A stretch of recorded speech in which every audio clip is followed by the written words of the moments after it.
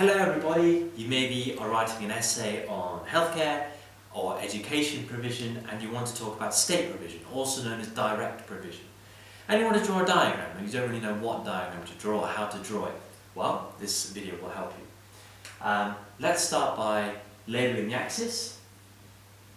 So all we're looking to do here is price and quantity. It's not a specific market failure diagram, this one. So just price and quantity.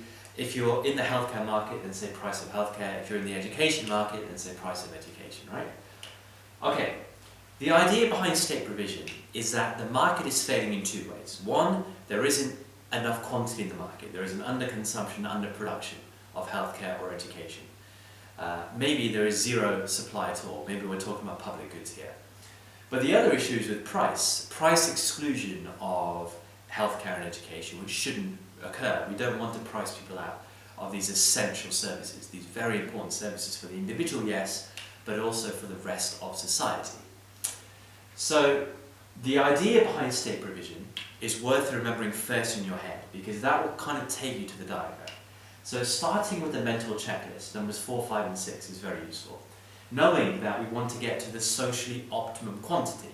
So whatever the government actually supplies, the state provides, that should equal the social optimum quantity.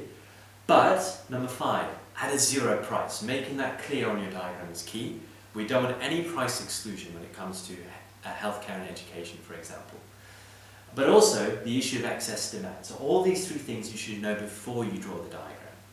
How do you draw these three things on the diagram then? Well, with state provision, the state is providing it. There is no market here that the government is kind of working in. The government is supplying all the resources itself. So there is going to be a fixed supply, indicated by a vertical supply curve, perfectly inelastic supply curve. And that quantity should equal Q star. And there's no harm doing that, all right? That's assuming the government has got perfect information.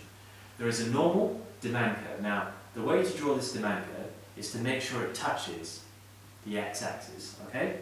So when you practice, make sure you do it like that. The reason why is because it gives us a nice, neat triangle to show the excess demand.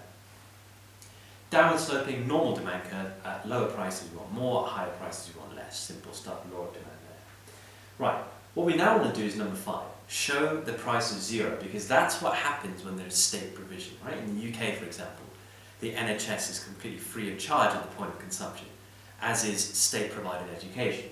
So what we want to do is put the price here, so we want to call it P1, which equals 0.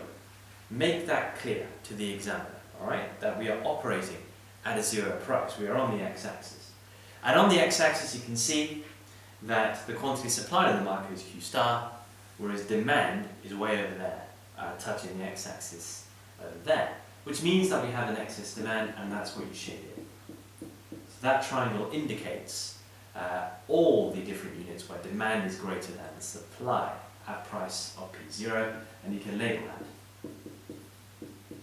excess demand. Right, and then this diagram is everything you need it to do to help you in your analysis and even in your evaluation later on. So now you're going to check, have you done your basics, have you aced the diagram, have you labelled your axis, have you labelled your curves, have you labelled your equilibria? Yes, now there isn't an equilibrium here, but you have still labelled the disequilibria because of the zero price. That's still been labelled with the excess demand down as well. Have you shown the social optimum quantity that the government has hit? In theory, yes you have. Have you shown the fact that there is a zero price? Yes you have. And have you shown the issue with that zero price, which is of excess demand? Yes you have. Alright, so that's the state provision diagram. Make sure you draw it big in pencil with a ruler. Then you can move on to your analysis and evaluation. That's all we need to know for that one. Thanks for watching. See you in the next video.